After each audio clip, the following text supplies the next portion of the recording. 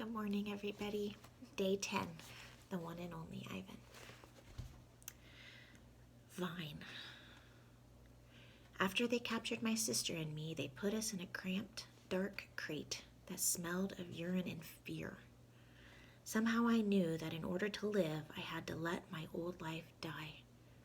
But my sister could not let go of our home. It held her like a vine, stretching across the miles, comforting, strangling. We were still in our crate when she looked at me, without seeing, and I knew that the vine had finally snapped. The temporary human. It was Mac who pried open the crate. Mac who bought me, and Mac who raised me like a human baby. I wore diapers, I drank from a bottle, I slept in human beds, I sat in human chairs, listened while human words swarmed around me like angry bees. Mac had a wife back then.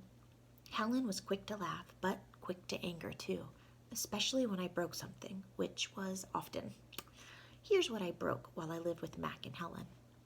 1 crib, 46 glasses, 7 lamps, 1 couch, 3 shower curtains, 3 shower curtain rods, 1 blender, 1 TV, 1 radio, and 3 toes, my own. I broke the blender when I squeezed 3 tubes of toothpaste and a bottle of glue into it. I broke my toes attempting to swing from a lamp fixture on the ceiling. I broke 46 glasses. Well, it turns out there are many ways to break a glass. Every weekend, Mac and Helen took me in their convertible to a fast food restaurant, where they ordered me french fries and a strawberry shake. Mac loved to see the expression on the cashier's face when he drove up and said, "Can I have some extra ketchup for my kid?" I went to baseball games, to the grocery store, to a movie theater, even to the circus. They didn't have a gorilla. I rode a little motorbike and blew out candles on a birthday cake. My life as a human was a glamorous one, although my parents, traditional sorts, would have not approved. And here's Ivan. He's a little baby in his diaper.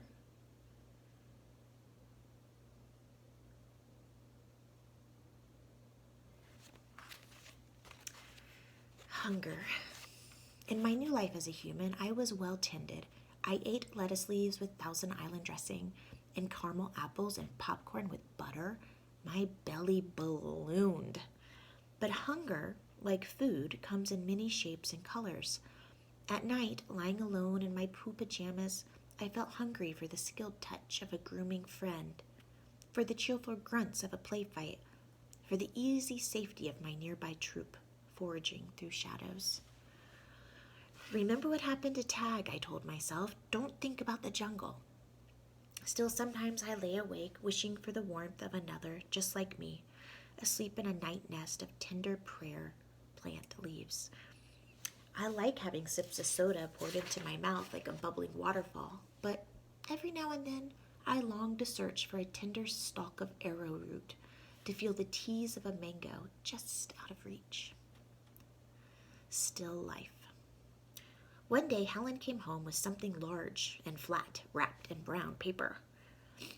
"Look what I bought today," she said excitedly as she tore off the paper. "A painting to go over the living room couch." "Fruit in a bowl," Max said with a shrug. "Big deal." "This is fine art. It's called a still life," Helen explained, "and I think it's lovely." I dashed over to examine the painting, marveling at the colors and shapes.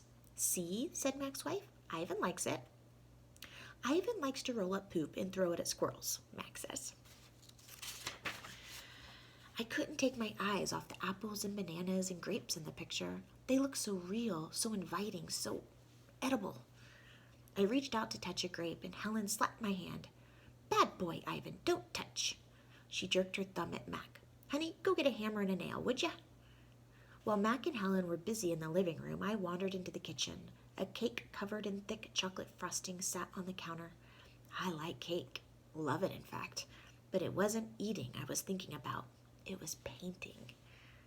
The frosting peaked and dipped like waves on a tiny pond. It looked rich and gooey, dark and smooth. It looked like mud. I scooped up a handful of frosting. I scooped up another. I headed to the refrigerator door.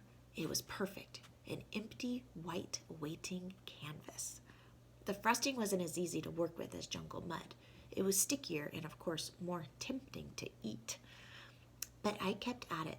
I scraped off every last bit of that frosting. I may have eaten a little cake, too. I don't remember what I was trying to paint. A banana, most likely. I suppose I knew I was going to get in trouble. But at that moment, I just didn't care. I wanted to make something, anything, the way I used to. I wanted to be an artist again. Punishment. I soon learned that humans can screech even louder than monkeys. After that, I was never allowed in the kitchen. Babies. Back in those days, the Big Top Mall was smaller. It had a pony ride, a wooden train that bustled around the parking lot, a few bedraggled parrots, and a surly spider monkey. But when Mac brought me, a baby gorilla dressed in a crisp tuxedo, to the mall, everything changed. People came from far and wide to have their pictures taken with me. They brought me blocks and a toy guitar. They held me in their laps. Once I even held a baby in mine. She was small and slippery. Bubbles flowed from her lips. She squeezed my fingers. Her rear was puffy with padding. Her legs bowed like bent twigs. I made a face. She made a face. I grunted. She grunted. I was so afraid that she would fall that I squeezed her tightly and her mother yanked her away. I wonder if my mother ever worried about dropping us. We always held on, but that's easier to do when your mother is furry. Human babies are an ugly lot, but their eyes are like our babies' eyes. Too big for their faces and for the world. Beds. One day, after many weeks of loud talking, Helen packed a bag and slammed the front door and never came back. I don't know why. I never know why of humans. That night I slept with Mac in his bed. My old nests were woven of leaves and sticks and shaped like his bathtub, cool green cocoons. Mac's bed, like mine, was flat, hot, without sticks or stars. Still, he made a sleeping sound like the rumble of my father used to make when all was well, a sound from deep inside his belly. My place. Mac grew sullen. I grew bigger. I became what I was meant to be, too large for chairs, too strong for hugs, and too big for human life. I tried to stay calm, to move with dignity. I did my best to eat daintily. But human ways are hard to learn, especially when you're not a human. When I saw my new domain, I was thrilled, and who wouldn't have been? It had no furniture to break, no glasses to smash, no toilets to drop Mac's keys into. It even had a tire swing. I was relieved to have my own place. Somehow I didn't realize I'd be here quite so long. Now I drink Pepsi, eat old apples, and watch reruns on TV. But many days I forget what I'm supposed to be. Am I a human? Am I a gorilla? Humans have so many words, more than they truly need. Still, they have no name for what I am. Here's a picture of the tire swing.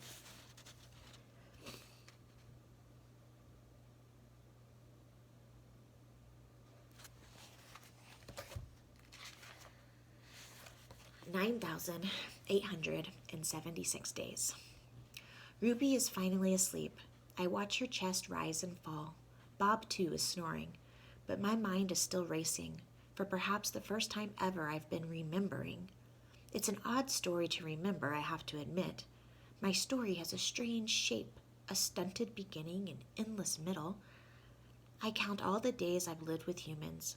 Gorillas count as well as anyone, although it's not a particularly useful skill to have in the wild. I've forgotten so many things, and yet I always know precisely how many days I've been in my domain. I take one of the magic markers Julia gave me. I make an X, a small one, on my painted jungle wall. I make more X's and more. I make an X for every day of my life with humans. My marks look like this.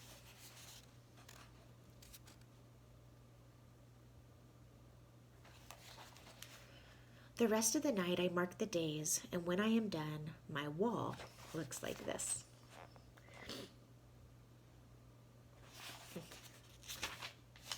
And so on, until there are 9,876 X's marching across my wall, like a parade of ugly insects.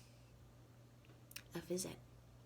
It's almost morning when I hear steps. It's Mac. He has a sharp smell.